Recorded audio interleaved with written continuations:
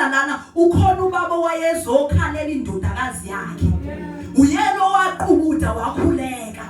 ezokhulekela ukuthi usefile ke wesena ke wayelethwa sefile ethi indodakazi yami ifile kodwa isimanga kusaqondwe lapho kukhona owafohlayo wathi nje uma ngadlula mina ngifuna nje umphetho indaba ayiqondenanga nokuba wayefuna into eqondene bizwe igama lakhe njengami nawe izinye izinto ozilindela kuze ziziswe kuwe ngespoon noma ziziswe kuwe ngetray kodwa lo wesifazane wayitshela bazalwane kuningo owakwenzayo lo wesifazane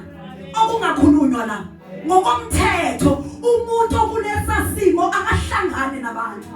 akaphume endlini uhlale endlini umuntu okulesa simo wayekusona wasiyena for 12 years ekulesi simo esifanele ukuba ahlale yedwa esifanele ukuba ngasondele eduze nale ndawo enabantu okoqala